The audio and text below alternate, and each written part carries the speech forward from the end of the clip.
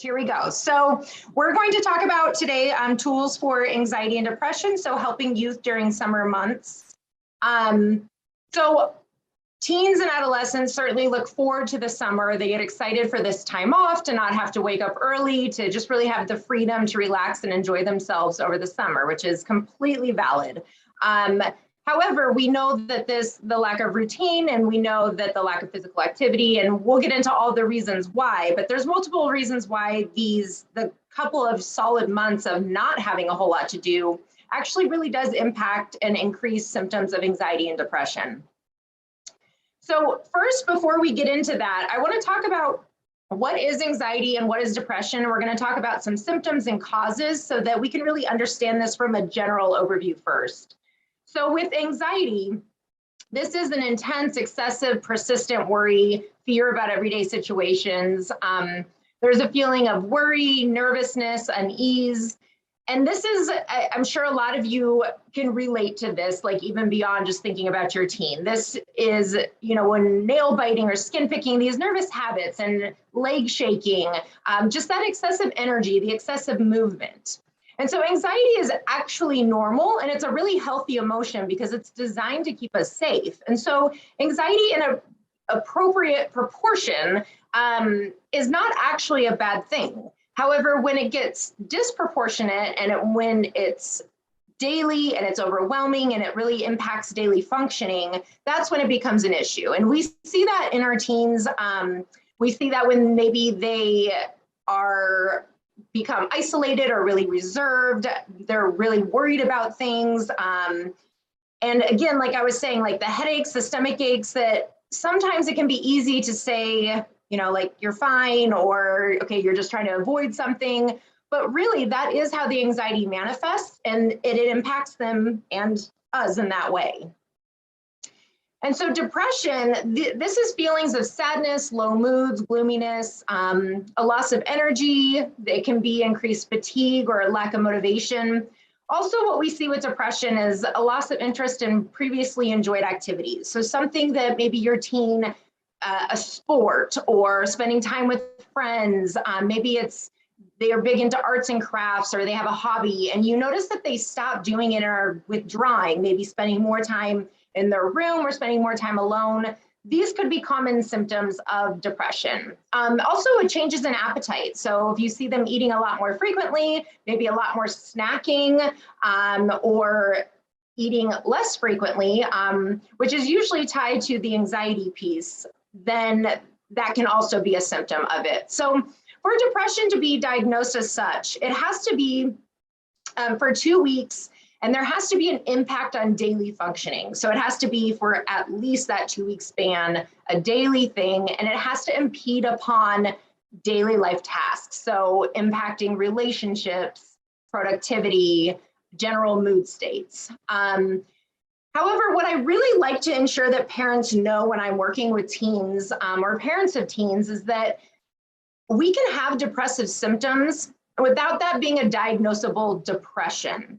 And so this is important for a couple of reasons, because even if it's not diagnosed as maybe a general depression disorder, we still have to treat these depressive symptoms seriously, and we still have to be aware of how they're impacting our teens and how they are maybe impeding upon that quality of life. And so even if it's not diagnosed as such, we still want to treat the symptoms accordingly. But then on the flip side, just some like normalizing it and providing a little bit of helping with some of the worries that just because somebody's presenting with depressive symptoms does not mean they will be diagnosed with depression. So that's kind of a twofold aspect there. So some less obvious ways that anxiety and depression manifests, which is really important for parents to understand, because some of these behaviors may look more like misbehavior, defiance, an attitude, or just that your child is being difficult on purpose. And so I really like to point these aspects out so that there's awareness around, if you're noticing this happening more often with your teen, or if you're noticing a certain event leads to some of these behaviors, this might be a little bit of an aha moment for you to check in on, okay, maybe there's something more going on here versus my teen or adolescent just trying to be defiant. So emotional regulation is the first piece of that. And so I have tantrums in here because I talk about this for all age groups. But as we know, tantrums can be thrown by grown adults. And so that is the anger outbursts, just that general dysregulation of having a really hard time controlling your emotions. And so that might come out in physical or verbal aggression.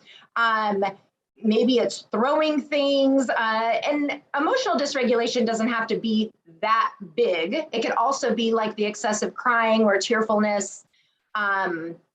Essentially, the idea with that is that it is where it appears that somebody is struggling with maintaining their emotions and really getting control over them. We also see isolation or distance from peers. That can also be a less obvious sign of anxiety or depression. So withdrawing, spending more time alone. Perceived defiance. Let me move these out of the way so I can see my slide. Perceived defiance, so difficulties following the rules. Sometimes this also obviously can be really frustrating, but sometimes with the perceived defiance, there might be a reason for it. And that's the hard part. And so the defiance of maybe refusing to go to school in the morning, or refusing to complete a task, refusing to spend time around certain people, that might appear that your child is just being difficult when in fact there might be something more there. There might be something that's creating anxiety or creating worry or sadness. And so that is also, if that is a behavior that is all of a sudden out of character for your child, or if you're noticing a theme that it's around certain events, that's really important to check in on of where that's coming from. Also, people-pleasing, perfectionism, overachieving, which is quite the opposite of this defiance piece. And what gets hard with this as a parent is those people-pleasing behaviors and the perfectionism, the overachievement, those can be convenient for a parent at times. There's times when it won't be, like if they are continuing to do something over and over until it's perfect, like that is obviously going to be difficult.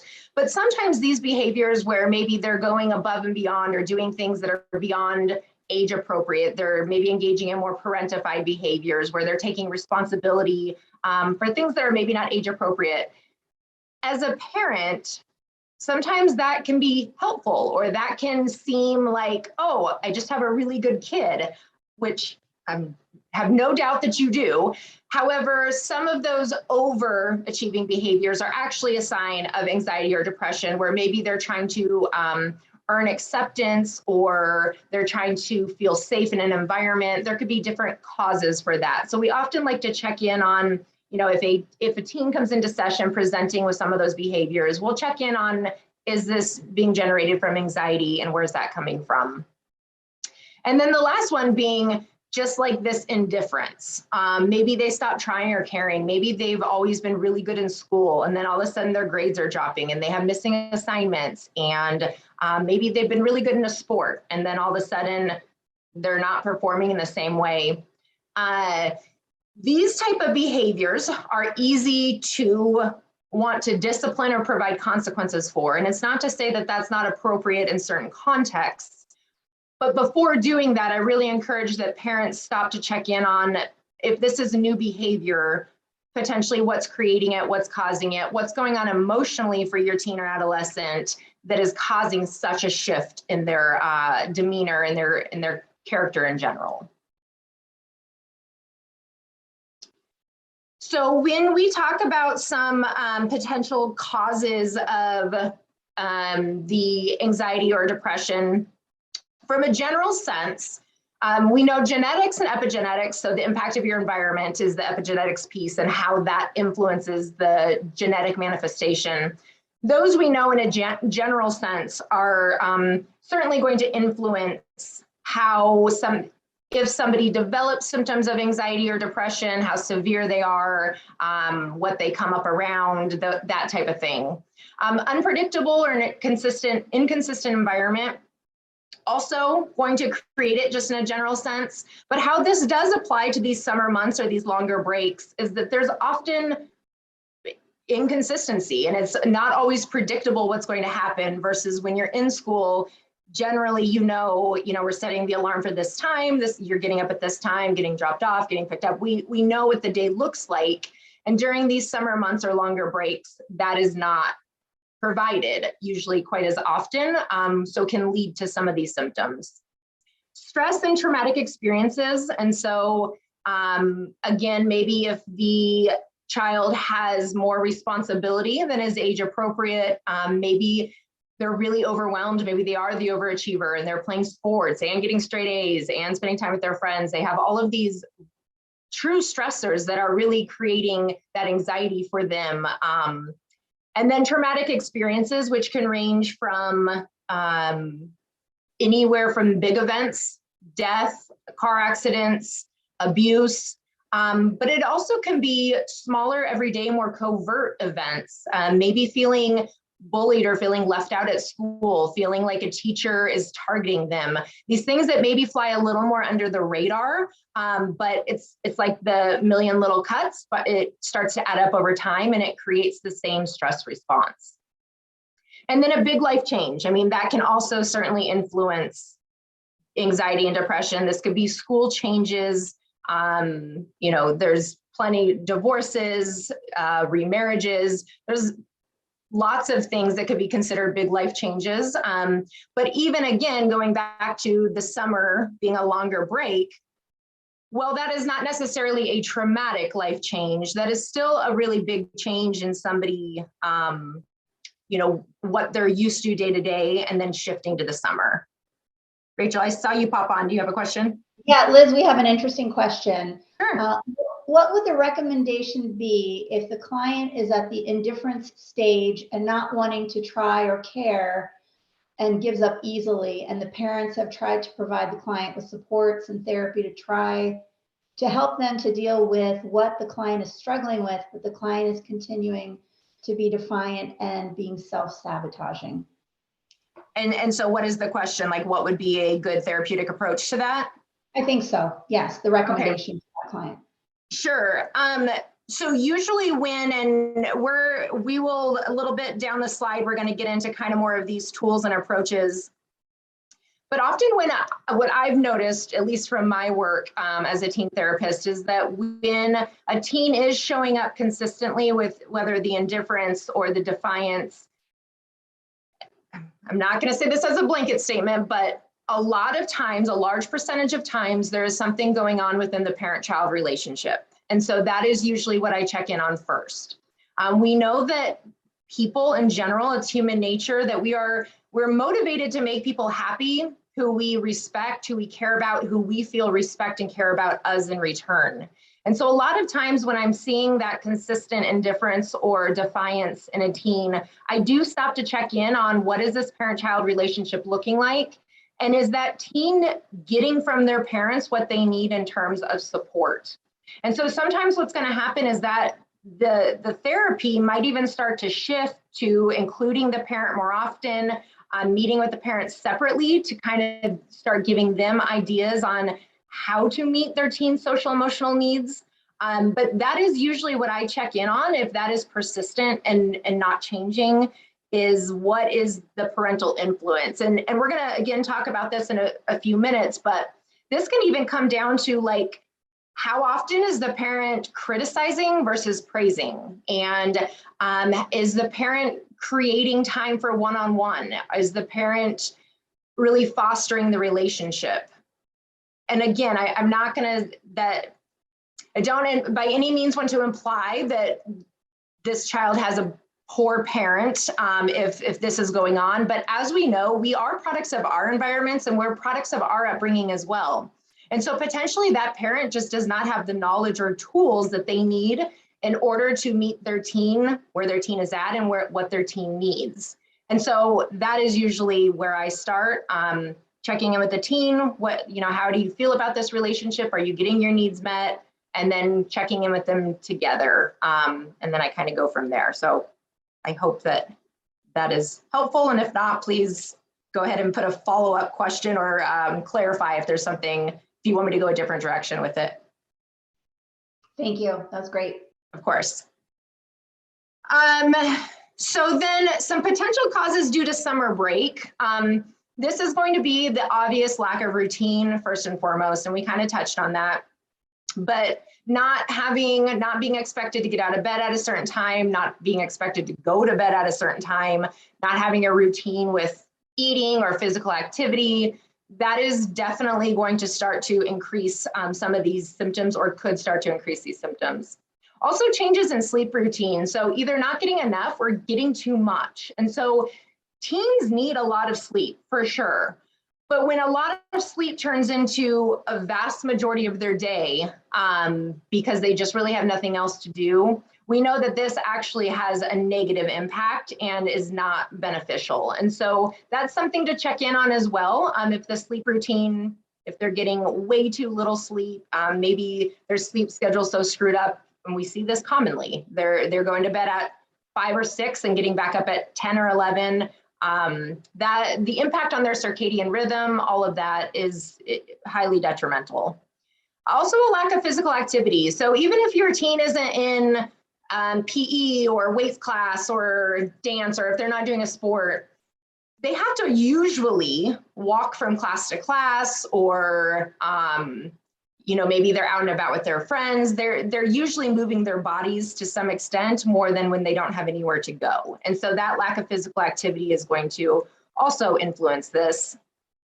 And a lack of intellectual stimulation. And so, I mean, just thinking of their brain as, just mush at that point, especially, and we'll get to it here shortly, but if they're spending most of their time on electronics or in front of a screen, maybe on their phone, just watching TV, that the intellectual stimulation is actually beneficial for, piquing interest and for getting some of those beneficial neurotransmitters flowing. And so that lack can also create some of these symptoms.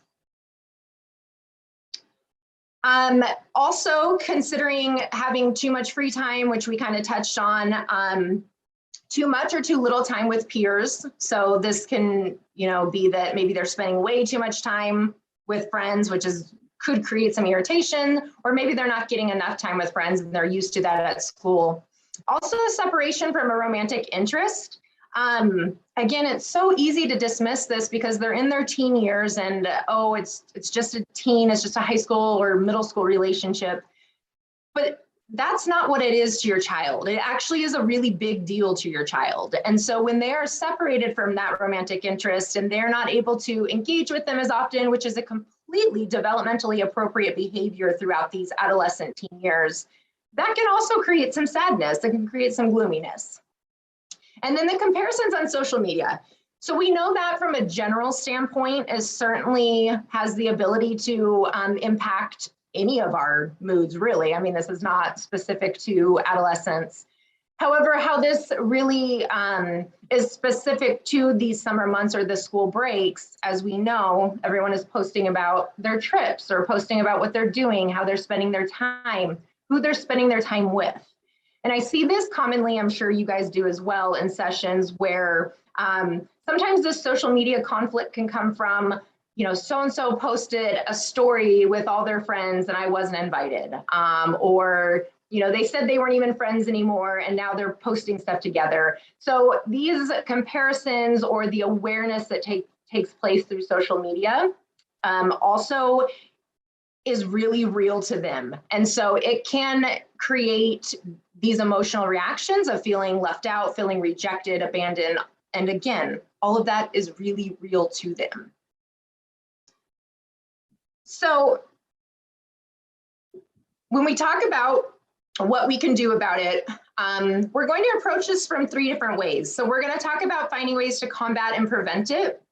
And this is going to be for parents, clinicians, for professionals, finding ways to manage and cope. That's going to be more specific to what the teen and adolescent can do. And then find ways to help and support will also be geared more around either the authority figure or the professional, the caregiver. So first and foremost, and I want to put a little bit of a disclaimer before we jump in, because I know we have probably a lot, if not a majority of the people joining us today are mental health professionals. And so you are, some of the stuff I'm saying is more applicable to parenting. And I'm going to give you a disclaimer that these next few slides, or maybe even the remainder, are going to be a lot geared towards parents, but it is still really valuable for the clinician, because these are takeaways that you can talk about in session. These are tools that you can give to parents. Again, like I said earlier, when I'm working with kids or teens, when I'm working with minors in any way, I ensure to include the parent as much as appropriate and as much as possible, because we know that ultimately the parent is influencing the home environment, and the parent is with their child 24/7, where we just get that hour 1 to 4 times a month. And so because of that, these tools that I'm going to be talking about are really valuable for you to share with parents and use them in that way. So first of all, ways to combat and prevent: maintaining some type of routine. So keeping in mind that balance is key. The teen is going to want to stay up late and all night. They're going to want to sleep all day. And in moderation, this does make sense. They're teens, this is what they do. They want to have fun. That's enjoyable to them, which was probably enjoyable to us at one point when we did not pay for it so severely the next day. But for them, this is enjoyable. And so there has to be some balance with this, where maybe we're allowing this to happen occasionally. And I can't give you, parents love to ask this question, I can't give you a number, how many days a week it's appropriate for your teen. But you guys figuring out together, what is the number that is appropriate? How often is it? Do you stick to just doing this on weekends, even during the summer? Figuring that out, but allowing your teen to have some freedom around that, but also boundaries do have to be maintained in order to not get them completely thrown off during those couple months. There also needs to be boundaries that are maintained around screen time and electronics. And so in order to do this, which we'll talk about in the next slide, there has to be things that are filling their time, filling their day. So keeping them busy, so that otherwise, if they're bored and they have nothing else to do and that's what they have access to, that's how they're going to spend their time. And then if your teen is home alone most of the day, leave a to-do list with expectations. And your teen probably is not going to like that. That's okay. We can do it anyway. And so what this might look like is whether you text them a list, in the morning, if you're heading off to work, text that they wake up to a text of kind of like, here are your to-dos. Let me know when you're done. You can write it at like a cute note on the counter. They're not going to care how cute it is, because you're going to be telling them what to do with expectations, but still doing something where you are really identifying this is what you would like for them to get done throughout the day. Common feedback that I also get from parents in sessions is, well, my 15-year-old should know to brush their teeth. They should know to take a shower. They should know to pick up their dirty underwear. Yep, they should. And also, they may still not do it. And so that's okay if we have to provide these reminders. Some power struggles are just not worth it. And so if you have to provide a reminder, provide the reminder. And so then at least it doesn't create conflict when you get home at the end of the day. And why is none of this done? And so on the to-do list, it can be expectations around hygiene, take a shower, brush your teeth, chores. So maybe they have a few chores that they're completing each day. Maybe physical activity, intellectual stimulation. This can be an expectation around reading or even watching a documentary, whatever the case, but just basically where, again, their brains are not going to mush with the video games and social media all day. And then also finding activities to engage in throughout the summer. So camps, sports clinics, classes, part-time jobs, volunteering. Again, your teen is likely going to push back on this. And so if you're working with parents and they're like, yeah, right, my teen will not do this. That's where it kind of comes back to, there are some things in life that your teen doesn't get to choose. And so that's okay for you to say, hey, this is what we're going to do, because it's my job to keep you safe. It's my job to make sure that, your mental health stays safe throughout the summer. So how can we come to a compromise, and how can we find, what we could both be happy with? Encourage them to stay social, engage in activities with peers. Again, we talked about the physical activity, the intellectual stimulation, but also trying to plan some trips is really beneficial. And sometimes a school break can come and go, and we're like, okay, we wanted to do X, Y, and Z, and we just didn't. And so being proactive with having this stuff planned out in advance. And so this could be even sending them to go visit extended family or doing family trips, one-on-one trips, just day adventures. Basically, this again comes back to just lighting up their brain and having them do something novel, which is really beneficial. And then I encourage parents to do daily check-ins. I encourage this actually when, year round, I encourage this pretty much every day, but especially during the summer, if you are seeing an increase in depressive symptoms or anxiety, we really want to check in maybe like at the end of the day and just ask, how's it going? How's your summer going? How are you feeling about it? Is there something you would rather be doing? And just kind of have that open dialogue around how they're doing.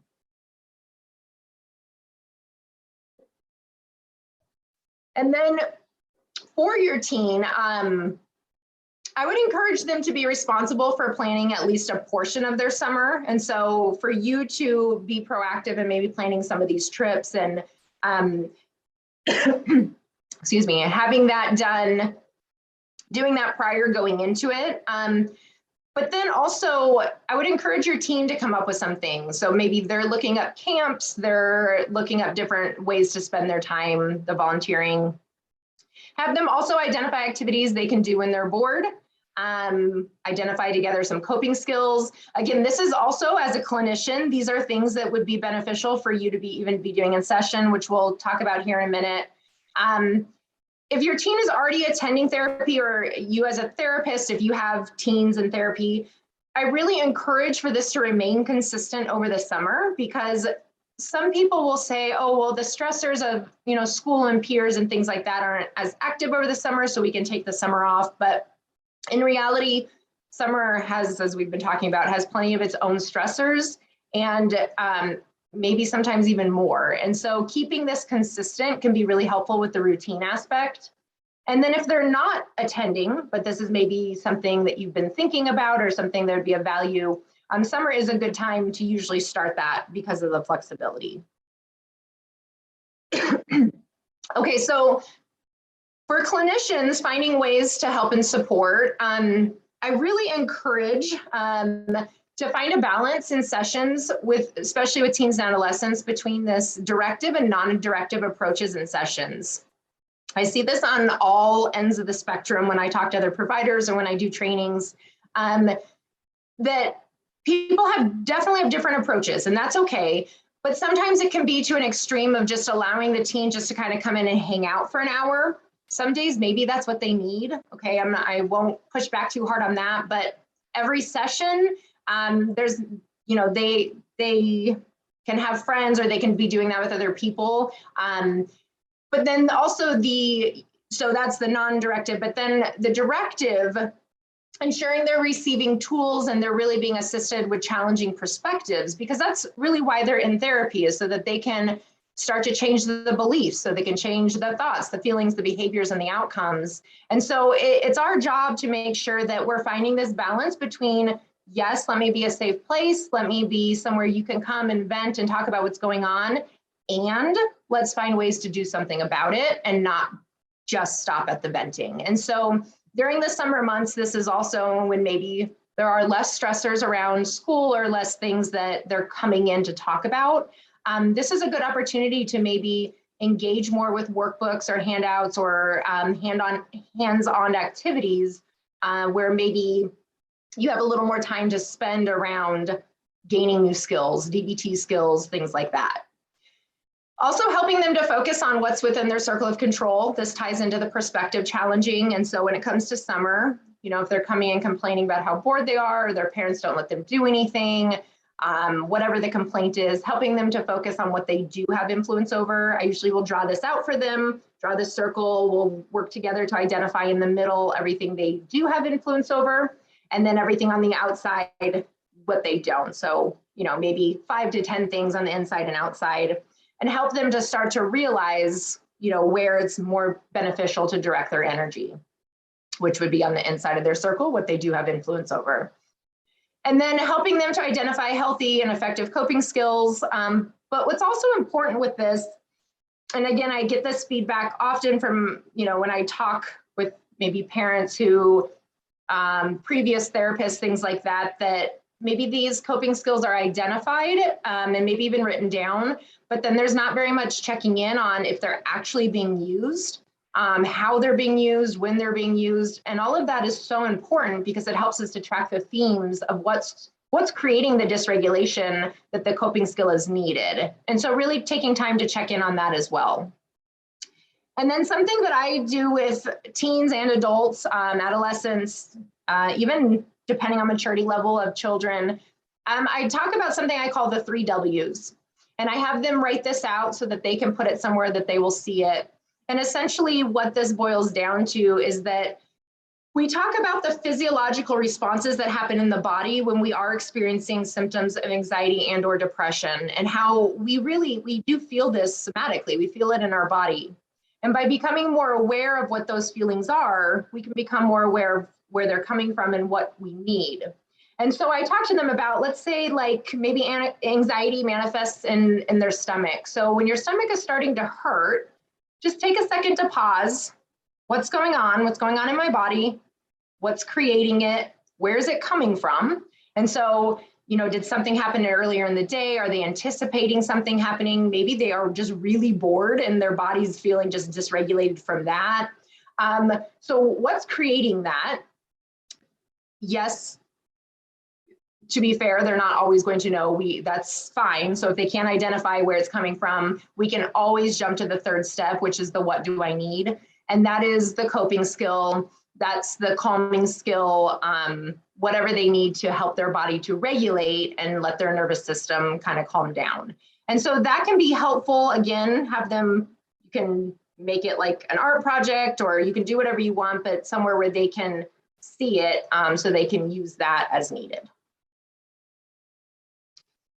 And then for parents, so again, these are some of the things we touched on, but I'm going to break these down and I will see how much time I have to get through breaking them all down. I will try to speed it up a little bit, but we're going to talk about co-regulation, emotion coaching, positive label praise, and avoiding power struggles. And so again, like I was saying, as a provider, these are all tools that you can really take and use if you start doing maybe more parent-child work, or if you're just meeting with the parent to equip them to better meet their teen's needs. These are all things that you can use.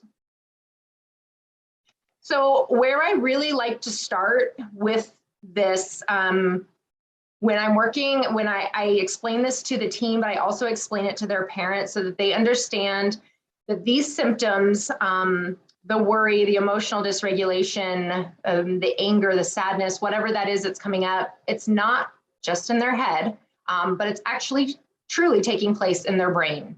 And so I like to describe it from the sense of, if you, and I'm sure you guys have seen this analogy, but using your hand, you have the hindbrain, then you have the emotional center, the amygdala, and then the prefrontal cortex. And when any of us are feeling an overwhelmed emotion, we can talk about that our top pops off, so our prefrontal cortex comes up, and now we're operating out of the emotional center of our brain, which is not always so effective for helping us to make good choices. And that emotional center of our brain is our fight, flight, and freeze. And so taking that back to, caveman days, when the amygdala is triggered, the sole objective is to keep yourself safe. And so the amygdala is alerting you, like, do something now, and that's the fight or flight. There's no time to stop and write a pro-con list. There's no time to consider, well, do I want to fight? Do I want to flight? Like, that's not what takes place when we're in the emotional center of our brain. It just reacts. And so the same is true for your teen. When they are feeling overwhelmed, when they are triggered, when their sibling has done something to upset them, or maybe you as the parent has done something, maybe as simple as not getting a text back from somebody could even create this response, because it sends them into what we call the threat state, and their brain is telling them that there is something wrong. And so it's so important to understand this because, as we'll talk about here shortly, the tendency to minimize or dismiss a teen or an adolescent's emotional response to things is really common. But when we can understand the neurological response and what's truly going on biologically, we can see like, okay, maybe they're not overreacting, maybe their brain is really having this response. And so you'll see on this image that when sensory input happens, so when an event takes place, whatever that is, it's going to be filtered first through the amygdala. And then if that's where it stops, it's going to go into the fight, flight, or freeze, as you'll see on the bottom. However, going back to the 3 W's, if we can catch the what's going on, where is it coming from, what do I need, we can get our prefrontal cortex back online and it can start running the show again. And so we want to, as providers and as parents, equip our children to know how to get their prefrontal cortex back online, to get regulated so that they can learn how to manage those emotions effectively on their own. As I mentioned earlier, a lot of adults struggle with that. And so if we can do this in the teen years, it's highly effective for everyone. Okay. So co-regulation is one of the techniques that can be used to help your teen, your child regulate. Co-regulation is the interactive process of regulatory support where one individual provides warm and nurturing responses as well as a safe and contained environment. And this allows the other person to calm their nervous system. So we know that co-regulation is important because it allows the teen to start to calm down. When a teen sees and experiences a calm caregiver, they can also start to regulate. Losing our tempers does not teach our child how to regulate theirs. We are all products of our environment, so that will just be how they start to react. Yelling, shaming, and chaos actually increases that amygdala activity. And so this is something really interesting to keep in mind, that as a parent, when your teen is being dysregulated and maybe they are displaying inappropriate behaviors as a result, it's really easy to want to yell, get bigger, get louder to make it stop. However, what's actually happening is you are exacerbating that amygdala response, which is just going to create your teen's response to get bigger or louder. And then so it doesn't actually calm it down. It just creates a heightened nervous system response. And that can go, the teen will get more into the fight or flight, or they can go into the freeze and shut down. But then that is creating habits that are going to stick with them throughout their lifetime, and it's going to impact their relationships into adulthood. Considering time ends when appropriate, this is part of co-regulation, and really what this means is that not every time your child displays emotional dysregulation should they, when I say not every time, most of the time, they should not be sent away. They should not be sent to their room until they calm down. They should not, but rather finding a way, and this next slide will show, creating a warm and nurturing response to help them to start to de-escalate. And so how to provide this co-regulation, we're gonna, again, let's say your teen, you just pick them up from a friend's house. They were there staying overnight for the summer and they are just in a really bad mood and they're being snippy with you. They're being kind of maybe verbally aggressive. Again, super easy to snip back, to kind of put them in their place. But it might be worth instead being warm and nurturing, staying calm, being present in that, and then checking in on what's going on and what's creating this. And so getting on their level, meaning if, maybe if they're sitting, you can go sit next to them. If they're a smaller child, you can kind of squat down next to them, whatever that looks like. And then also providing physical touch if your child likes this. If they do not like physical touch, do not do this when they're dysregulated, because that is creating even more of an amygdala response. And so you do not have to touch them, but if it's something that they like, you can, rub their arm or touch their shoulder, something like that. Otherwise, just stay close.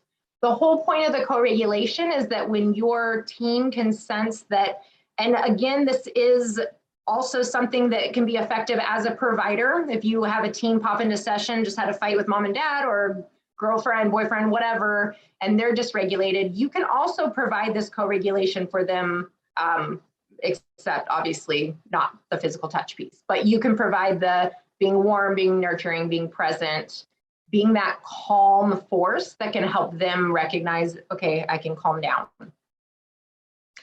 I love this image. It uses a smaller kid, but I think this is applicable across the board. It's applicable for your teens. It's applicable for your partners if you want to look at it that way.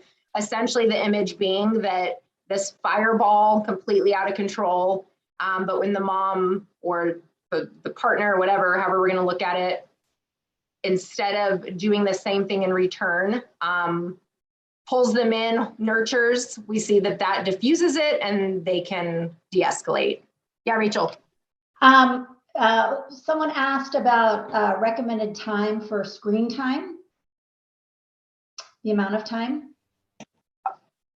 Oh, sorry, I lost you right when you said that. Recommended time for what? Okay. Someone was asking about the recommended screen time. Oh, yes. I also get that question very frequently, and unfortunately, I'm sorry, I don't have an answer on that. My personal opinion is it's not appropriate for me to provide you with a time on that. You can Google and you can look up a bunch of research that's going to indicate this, that, or the other. And so that's a good way to go to kind of get an idea if it's maybe like a couple hours a day, 30 minutes a day.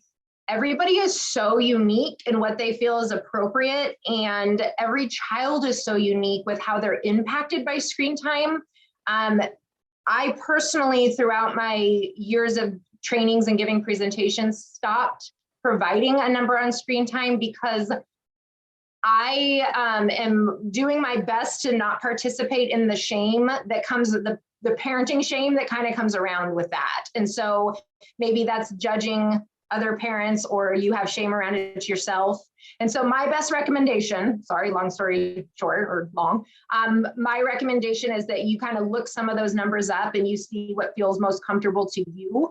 And that's whatever you decide, you're doing the best you can for your kid, and you go with that. Because again, you can find tons of those numbers online, but I personally don't believe that there's a set time for all children. Thank you. Someone asked if you could quickly review the 3 W's once more. Oh, sure. So the first one is what's going on. So that is what's going on in the body. What are the emotions? The second one is where is it coming from? So taking a second to assess, did something happen earlier in the day? Are they anticipating something happening later? Are they in the middle of a conflict with a peer? Like, what is the going on? And then the third is what do I need? And so this would be identifying a calming skill, a coping skill. Maybe they need a hug, maybe they need to call a friend, whatever it is to help them to regulate the nervous system. So what's going on? Where is it coming from? And what do I need? Thank you. We have one more question. Sure. What happens if a parent sends the child to their room and tells them to take some safe space time in order to regulate themselves? What do you suggest for this parent? Yes, and actually I'm not opposed to that. So thank you for bringing that up. That's usually something I address with this, and that's a great point. I usually talk about the timeout in terms of timeout for both people, for the parent and the child. If the de-escalation or if the dysregulation, if it's not de-escalating and the dysregulation gets so high where it does start to get aggressive or unsafe, even if it starts to get to the point where it's like name calling or inappropriate, I am completely in support of let's both kind of go to our corners for that safe time for a few minutes. Let's re-regulate and then we'll come back together. The only thing with that would just be for you guys to have these ground rules in place prior. So if you know you have a kid where this happens frequently, they get really dysregulated, it's hard to like bring it back down. Have those ground rules that are set when you guys are in a safe, calm setting where you talk about like, if it does get like this is how we're going to handle it. We're going to maybe take 10 minutes, check and see if we can now come back together. So just have those ground rules in place. But yes, absolutely, time-ins are not always going to be appropriate. What is first and foremost is safety for both the parent and the child. Thank you, Liz. Of course. Okay, so these 3 steps, we're validate, investigate, and regulate is what we're going to talk about. And if there's nothing else that's taken away today, take away the importance of validation in any relationship, whether as a provider, as a therapist, as a partner, as a parent. Validation is first and foremost and is key. And what this requires is that you're willing to be calm. You're not going to dismiss or minimize the experience that's being brought to you. We're not going to brush it off as teen issues, first world problems, those things that maybe we're so stressed at work that we're like, okay, that's really not a big deal. But to them, it is a really big deal. And so the validating is that we're going to stop, we're going to hear what's being said, we're going to label the emotion if they're having a hard time doing that, and we're going to give validating statements like, geez, that sounds like a lot. You must be really overwhelmed. You're having a hard time. That we're allowing them to know that we don't think whatever they're sharing is silly or stupid or not a big deal, but we understand that to them it is a big deal, and we're going to show that to them. We can help them to use calming or coping skills during this moment. But the biggest thing is we're not going to send a message to just get over it, get used to it, which again, when teens come to parents, and I see this in session all the time, they'll talk about maybe in front of a parent, something that happened with their friend. So, maybe over the summer, maybe 2 friends went and hung out without them, and they talk about it, and the parent wants to be like, well, that's just life. That happens, you get used to it. That's not really doing what you're hoping it's doing. That is just sending a message to that child that your problems really don't matter and I don't have time to hear them. So we always want to start with validating. We're then going to go into investigating. So again, I won't keep saying this, but whether a parent or a provider, this is the approach you can do. Validate, investigate. So ask thoughtful questions, wait for the answers, really understand what's going on for them, encourage them to look deeper into the situation. Again, going back to circle of control. But you can ask questions like, when did this emotion start? What do you think caused it? What was the worst part of that experience for you? Does this happen a lot? Just asking some of these probing questions to really help your teen start to understand what's going on for them. And then the regulate, the final piece of this is that the validate, we want to, okay, big deep breath, kind of like bring it down. The investigate, we're going to spend some time understanding it so that we can hopefully do different the next time. And the regulate is really putting into action what we can do differently. And so helping them to feel in control of the situation. Maybe they want to spend their summer doing something that you're not in agreement with. So we're going to validate that. If they want to spend their summer staying up all night, all summer, okay, that's not going to happen. I understand you're frustrated, you're disappointed. All my friends are doing it. Okay, I understand that's disappointing. We're going to investigate. Hey, what would you plan to do all night? Like, what would you want to be doing? Why does that feel like that would be fun to you? Understanding that. And then the regulate.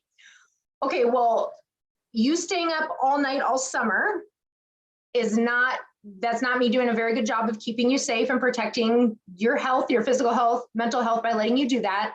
So let's talk about how we can find a compromise and a middle ground so you can do what you're feeling would be a lot of fun, while at the same time I can keep you safe. And so that's the regulate piece where you're coming up with a solution. So then a couple other really just again, can be really generalized, but can also be used to these specific symptoms over the summer months. But positive label praise is something that I usually start with within the first couple sessions of intake, and then this is something that comes out pretty quickly. Because I like to check in on how often a teen is being praised, because there's likely, again, going back to that earlier question, if there's not a whole lot of praise or a whole lot of positive things being said, the teen is not going to be all that motivated to please you. And so we like to encourage that there's going to be more praise and more focus around what your teen is doing right. So catch them doing stuff right. Praise them 3 to 5 more times than you redirect. I've had a lot of parents who say, oh, when I started to pay attention to that, I noticed that ratio wasn't even close to that, which is really common. And so trying to get in a lot more praise. Label the specific behavior that you're wanting to increase. So this can be as silly as, and I know I can feel you guys rolling your eyes, parents are rolling their eyes at me, I get it. But as something as simple as like your, again, 16-year-old loads their dish into the dishwasher, that's a desired behavior. We want to encourage that. And so we're going to say, thank you. Thank you for putting your dish in the dishwasher. And the feedback I get from parents, well, that's just a given. They're 16, of course they should. Okay, sure, of course they should. Also, they did it and you wanted them to. And so that doesn't take a whole lot of effort to tell them thank you for doing that.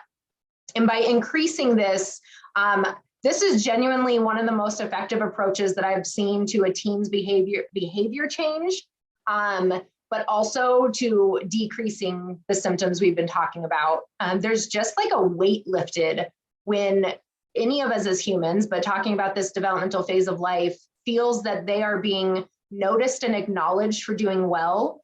That really does relieve a lot of these mood state issues. Trying to let things go when appropriate, use the pause. And so what that means is they go to load their dish into the dishwasher, they go to put it in the wrong, what you perceive to be the wrong, drawer or whatever, pull out. And it's so tempting to say, you're doing it wrong, let me, do it this way. Some of those things we could just say, thank you for loading your dish and move on. And the redirection is not always necessary. And then using reward-based systems, I am not in agreement that reward-based systems are bribery. I think that we all go to work because we get a paycheck, which is a reward-based system. And so the same is true when it comes to children and teens.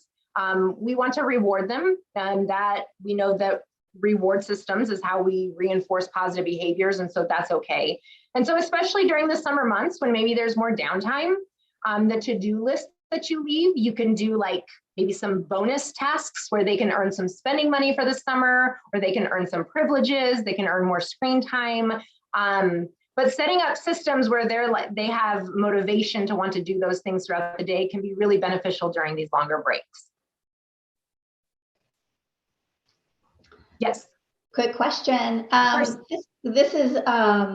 This goes back to what you're talking about just a little bit before about what do you do when your child responds to you after being rude or kind of bully-like behavior, if they say, just kidding, towards the parent? What do you suggest with that?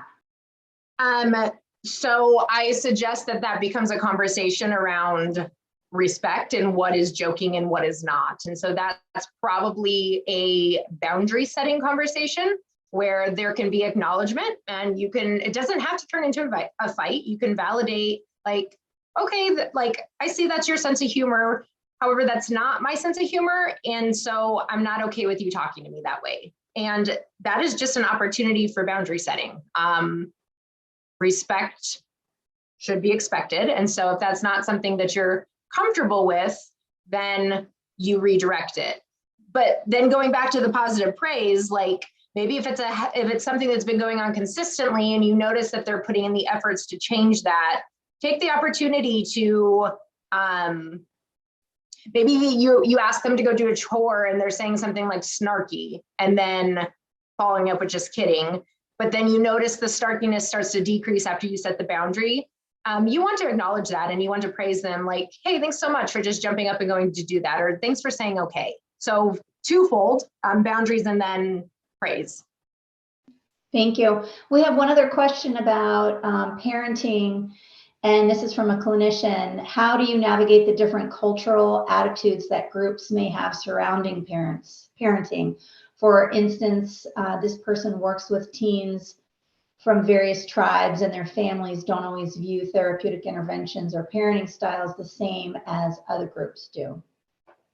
Yeah, that's a really good point. So I don't have personal experience doing this in a group setting, but I worked multiple years with the Native American population.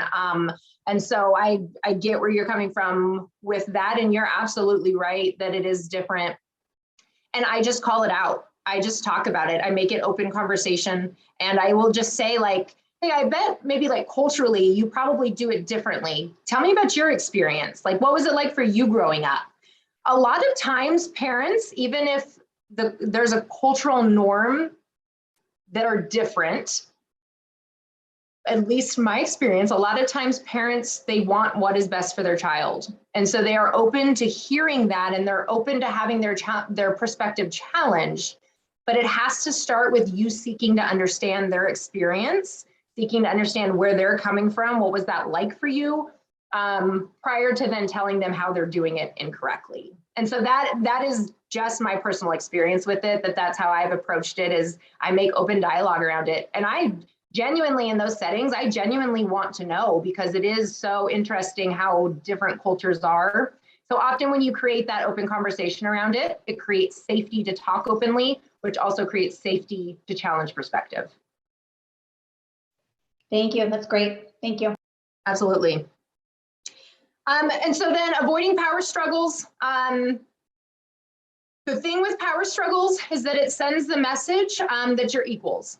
That's what this boils down to. A parent is going to keep going because they want to assert their authority, but actually, in fact, it diminishes your authority, because then your teen just feels like they're in a conflict with a peer. And so that's one of the biggest reasons why power struggles are not only ineffective, also inappropriate, and not getting you closer to your goal. And so instead of the power struggle, this is where we go back to the validate, investigate, and regulate, and we're going to talk about choices. And so we're going to give options. We're going to find compromises. We're going to allow freedoms when appropriate. Teen years are so hard because the development that takes place, what was allowed maybe 6 months ago, what was not allowed, maybe just in a matter of a few months, you start to allow. And so that's so different from these younger years where it's not as much about privilege or doing things that make us as parents feel scared or unsafe, letting our teens go out and do things where we don't have as much control. And so really stopping to check in on, am I saying no to this just because it's inconvenient, because of my own fears, sometimes appropriate, sometimes not, personal opinions, or is this really a safety and well-being thing?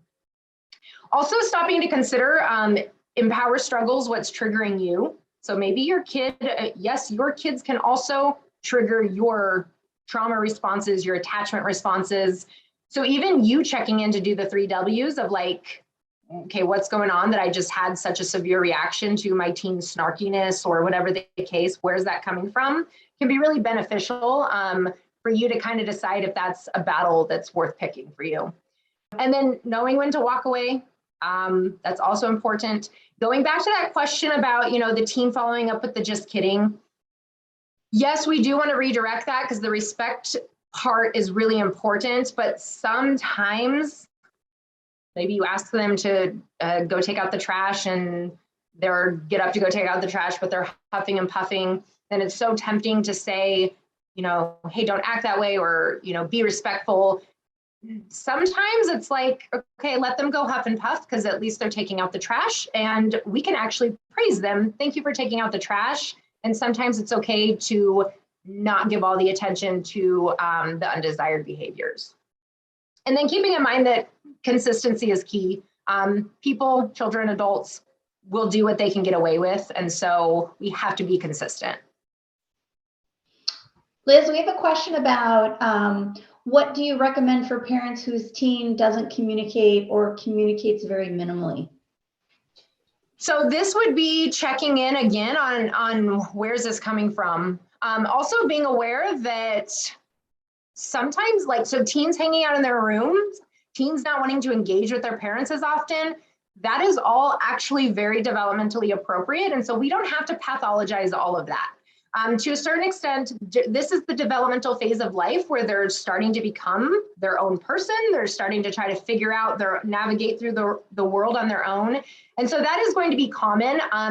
There's a book called Untangled and it's about teen girls specifically, but it's about the developmental transitions through teen years, specific to girls, but it's helpful for this specific question because it talks about some of that is really normal. But if it feels like it's beyond the normal development, it's worth checking on. If you are the provider, it's worth, again, checking in on the relationship between the parent and the child. And if you're the parent, you can check in on the relationship as well. And so is there something is there a rupture? Is there conflict? Is there a reason that your teen is not feeling safe? If when you ask them a question and then they give you a response, or maybe they come and tell you something and everything turns into a lecture or turns into you making it about your experience. They're not really going to want to have those conversations. And so that goes back to sometimes letting things go. I can personally relate to this. Just happened to me last night on the car ride home. My son wanted to tell me a story between texting stuff with him and his friends, and I immediately went into, well, that was not appropriate, which he did not like. And so I had to check and had to like, okay. And he said, because we've built that safety between us. So he did say, you know, that makes it hard for me to share things. And then I was able to say in return, I hear you.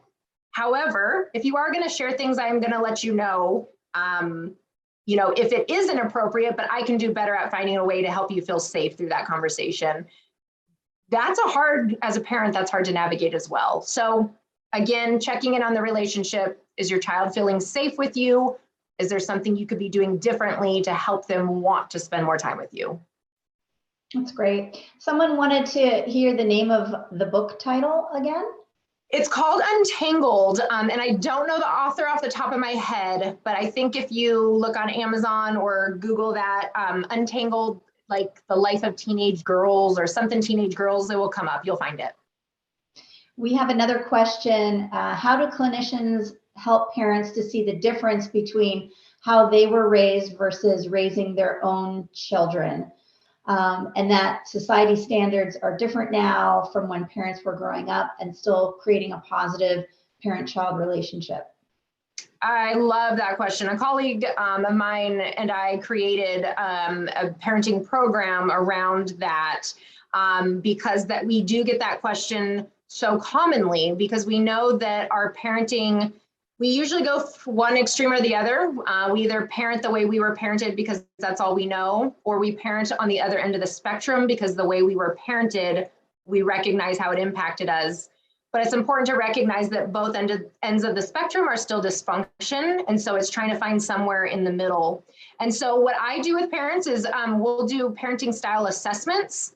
And then we talk about whatever their outcomes, whether authoritarian, authoritative, permissive. We talk about what that means, maybe where it came from, what's serving for them today. So for like authoritarian, that's usually serving, creates a sense of control. Permissive is because they really want their child to like them. So we'll explore through what is motivating their parenting style. And then we talk about the authoritative parenting style, which is the Goldilocks, and that's in between. And so even to talk about the generational changes, sure, things are different, but we're always going to go back to the authoritative being most effective, because the authoritative isn't going to give you, so kind of just like I was saying about like screen time, authoritative parenting isn't going to give you like, here is your hard and fast, this is exactly what you have to do, but rather it allows opportunity for flexibility, for warm and nurturing caregiving, while at the same time having boundaries. And so that's usually what I talk to parents about, is like, let's try to find that gray area. These are great. I love these questions and I love your answers. What can I do when my teen doesn't want to implement the coping skills and is arguing that, and I'm not able to work with them? Yes, I hear you. So that is probably the most common thing I hear from parents. Like, cool, you guys spent time identifying coping skills that my teen now refuses to use. Like, now what? So I hear that. Sometimes it's really trying to figure out what does help your teen, because everybody has something that helps them to regulate. And maybe that is that maybe they do need the time out. Maybe they need some of that time alone. Maybe they need a glass of cold water, a snack. Maybe they just need you guys to change the subject for a little while. That's an approach I use commonly when I can tell that the buildup is like, okay, this is not heading in the right direction. Okay, let's just take a minute and talk about something else. Let's change the subject. So it really is about figuring out, those coping skills obviously are great, but to your point, only if the person is willing to use them. And so if they're not, as the parent, just trying to figure out, like, how can you help your child to feel safe enough to calm down, get their prefrontal cortex back online, and then maybe they will consider using a coping skill. But if they're refusing to use the coping skills that's been identified, it means that those are not likely going to like move on to plan B, because that's not helpful to try to force them to use the coping skill. That just creates more dysregulation. Thank you. And then we have one more question that segues into specific strategies that you recommend for parents whose teens are self-harming and has a diagnosis of depression and anxiety. So when it comes to self-harming, obviously you are going to want to make sure that they are seeing a mental health professional. In my opinion, no matter the case, it's helpful for them to have a say in who that person is. If that means they want to try a couple different people to find a good fit, if they want somebody with a therapy dog or like whatever it is that can help them to feel safe in that setting. But getting professional help is most important. And then again, beating a dead horse goes back to the relationship between the parent and the child in terms of just creating safety. So opportunities for open dialogue. And so if the teen is feeling in that dysregulated state when the self-harm happens, that there's a sense of safety that the teen can go seek out support from the parent or try to do something different. Also, for the parent to understand the triggers is really important. So knowing what will sometimes leads to those behaviors, but also knowing the teen's behaviors. So like the catalyst, the triggering event, but also how the teen might be behaving prior to that happening. So do they get really withdrawn? Do they get really explosive? Do they what are some of their emotional dysregulation behaviors that often come prior to that?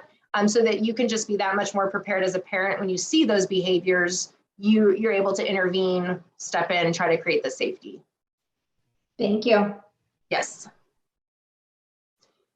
Okay, so this is the last slide. And then if you guys have any other questions, just some reminders for some not so helpful approaches to dealing with teen anxiety and depression. Okay, so again, going back to the yelling, the shaming, chaos, that's not helpful in any stretch of the imagination. That does not mean you can't set boundaries. Doesn't mean you can't keep yourself safe and your teen safe. It means we're going to find a different way that doesn't include yelling or being aggressive. Invalidating their experience, telling them it's not a big deal, just brushing it off. That is not helpful for these symptoms.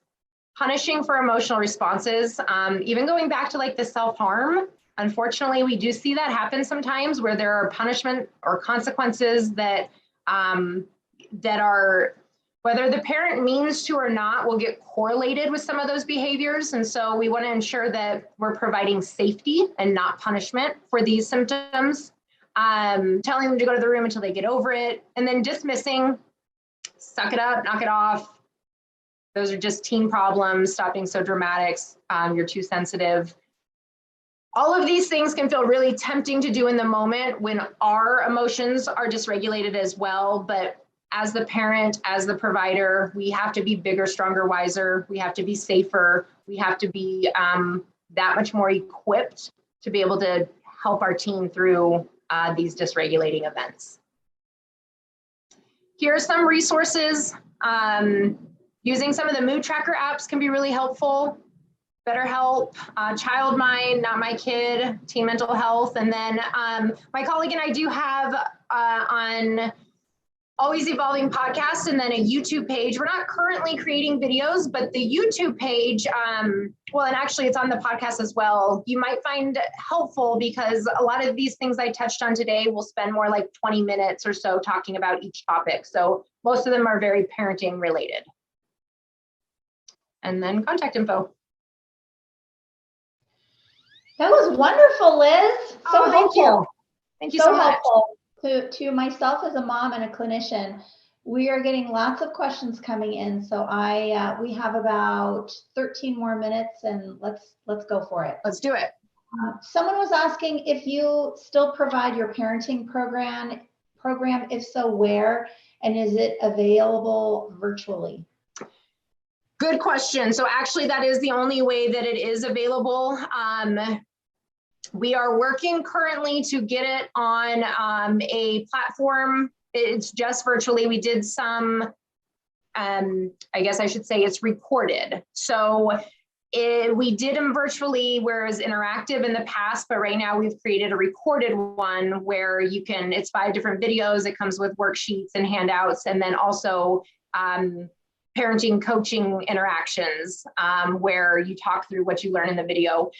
We are releasing that really any day. And so if you are interested with my contact info, if you want to send an email to that info, if you are interested in that, and then I will shoot you the link as soon as it gets released. But we go into parenting styles, attachment styles, impact of your upbringing on your parenting. We really dive into that more about the relationship and safety. That's exciting. Congratulations. Sounds so valuable. Thank you. Question, when is it appropriate to consider a psychiatric evaluation? That's a really good question. And I would say if your thought is there, it's not too early. Like if there is a thought of, is this needed? I would just do it. And so I tell parents when they come in with intakes for their teens, if I have a sense of like, if there is self-harming, pretty much always go get that evaluation. If there is just these over the top behaviors and they're really consistent, or any of the symptoms we discussed, if they are happening day in and day out and they're really impeding upon daily functioning, go get an assessment, because that doesn't mean they have to be prescribed medication, doesn't mean they have to start on the medication, but at least and you're going to get some other insight, which as a parent is really valuable.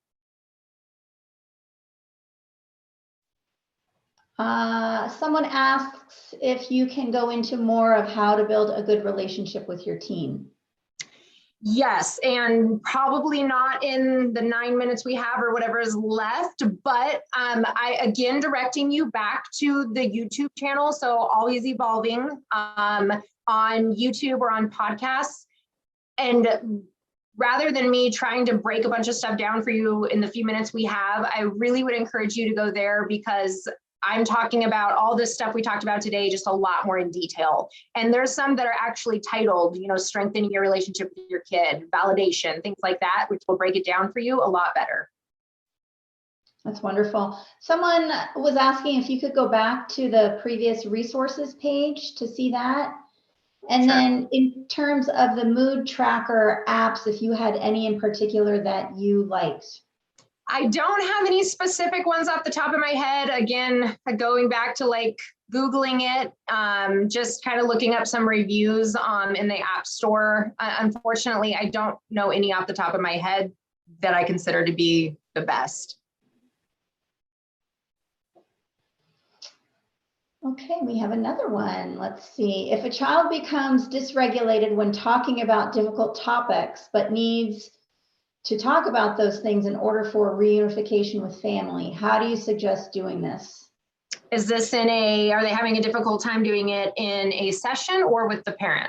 Well, let me read a little bit more of the detail. The family often feels like not talking to the child for days at a time because they need space and feel they need space and don't want to be punitive and don't want to be verbally or physically aggressive behaviors to be reinforced. How would you suggest moving forward with this teen and family? They have a lot of trauma from him being in the home previously. Okay, well, so how can we build a relationship outside of those difficult topics first and foremost? How can we spend time together? What are some things we can do together to just start to build some safety and trust within the dynamic outside of those hard conversations? Think about it in terms of like, if you have somebody who you really don't get along with and don't care for, let's say a coworker or something, trying to just pop into their office and then have a hard conversation when there's no rapport there is never going to go well. And so my suggestion would be to start with the basics of the trust building and the rapport building, spending on one-on-one time together, using the positive praise, sending a message to this kid that we love you, you're safe, we want you here, has to happen before any of those difficult conversations happen. They will be completely unproductive until that point. Thank you. Someone's asking if you're aware of any support groups for parents of teens dealing with these very difficult issues, depression, anxiety, etc. That's a great question, and I am not aware of support groups. I'm trying to think of even any local, like transitions counseling does a lot of groups, total life counseling does a lot of groups, but I don't know if they specifically have that. My practice does offer DBT skills for teens. We do groups, virtual and in person. And so if a teen is having a lot of these behaviors, whether it's the self-harming, the dysregulation, social skills issues, these DBT groups really cover all the skills for that. We've had really good response to that. So my practice, well, on the contact page, evolvecounselingaz.com is our website.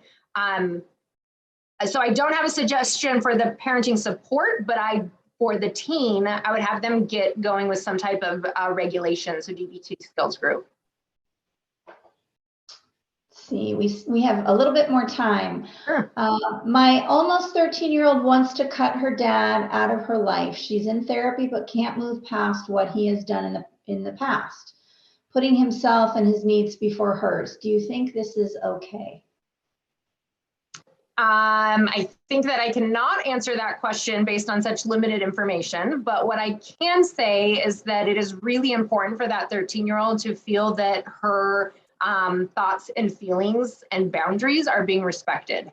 And so if this other parent is unable to do that, that's worth considering. That's such a formative age. It's so important. We know with relational programming that these interactions with our caregivers as children sets the stage for what we're going to tolerate into adulthood.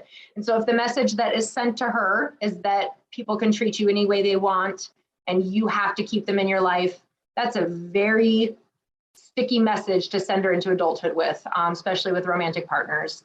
And so my suggestion, without saying one way or the other, would be to more focus on her trauma and focus on what she needs out of that relationship, and maybe give him the opportunity to provide that, but there has to be respect for her boundaries throughout this process. She has to be empowered to have a voice. Thank you. Let's do one more question, and then I have a question for Deb with Aurora. How do you support teens who are struggling with their sexuality and fear of coming out to their family? Yeah, so again, this comes back to the safety piece. And so as a provider, if you're asking like how I would do that as a provider, I'm going to spend a lot of time exploring what that means to them, what telling their family means to them, what are their fears, what are some of the worst case scenarios, circle of control. We're really, again, going back to the empowering piece, helping them to feel really in control of this situation. And then doing some of the processing ahead of time about if the response is what you're fearing it's going to be, how can we manage that going into it so that if they go into that situation and they get the response that they're fearing, they're equipped on how to handle that. So this question isn't actually for Deb, it's more for you, and then a technical question for Deb. Liz, we've gotten maybe 10 requests for your PowerPoint. It's that good. Oh, thank you. Yes, so let me see how I can format it, and then if you guys want to just send me somewhere to email it to you, I can get it over to you. Okay, wonderful. So that was my Deb question. Liz, you can just email it to me and I can get it out appropriately. Perfect. I will do so. Well, Liz, that was incredible. That was so helpful. I don't think we have any more time for